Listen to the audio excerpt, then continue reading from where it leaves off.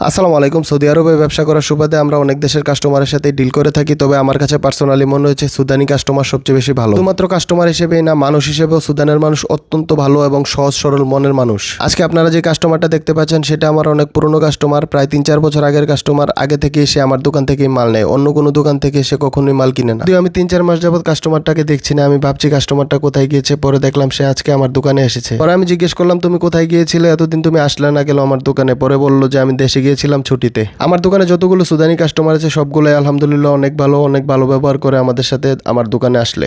আমরাও সবসময় চেষ্টা করি সর্বোচ্চ ভালো মালটা দিয়ে এবং ভালো রেট দিয়ে কাস্টমারকে ধরে রাখার জন্য। আপনাদেরকে অনেকগুলো ভিডিওতেই বলেছি আমাদের মার্কেটের বর্তমান অবস্থা খুবই খারাপ, প্রচন্ড খারাপভাবে যাচ্ছে আমাদের সময়। আজকে যেহেতু অনেকদিন পরে কাস্টমারটা আসলো, সে অনেকগুলো মাল নিয়েছে। আসলে সচরাচর সে এতগুলো মাল নেয় না, কিন্তু অনেকদিন পরে ছুটি থেকে আসার কারণে সে অনেকগুলো মাল নিয়েছে আজকে। কাস্টমারটা যখন এসেছে তখন আমি দোকানে ছিলাম না, আমি ছিলাম নামাজে। নামাজ থেকে এসে দেখি কাস্টমারটা আমার দোকানে মাল নিচ্ছে। পরে কাস্টমারটাকে দেখে আমি অনেক খুশি হয়ে গিয়েছিলাম। কাস্টমারদের সাথে আসলে আমাদের সম্পর্কটা অনেকটা বন্ধুত্বপূর্ণ, তার জন্য আসলে কাস্টমার দেখলে আমরা অনেক আপ্যায়ন করি, যথেষ্ট পরিমাণে ভালো ব্যবহার করার চেষ্টা করি, কারণ সব কাস্টমারের দ্বারাই আমাদের ব্যবসা পরিচালিত হয়। আলহামদুলিল্লাহ সুন্দরভাবে হিসাব করে এবং একটি আম হাদিয়া দিয়ে তাকে বিদায় দিলাম আমার দোকান থেকে। আপনারা সবাই আমার ব্যবসার জন্য দোয়া করবেন, আল্লাহ যাতে আমার ব্যবসায় বারাকা দান করে। বিশেষ করে আমাদের সকল প্রবাসী ভাইদের জন্য দোয়া করবেন যারা রেমিটেন্সের মাধ্যমে বাংলাদেশকে এগিয়ে নিয়ে যাচ্ছে। দেখা হবে অন্য কোনো ভিডিওতে। আল্লাহ হাফেজ, আসসালামু আলাইকুম।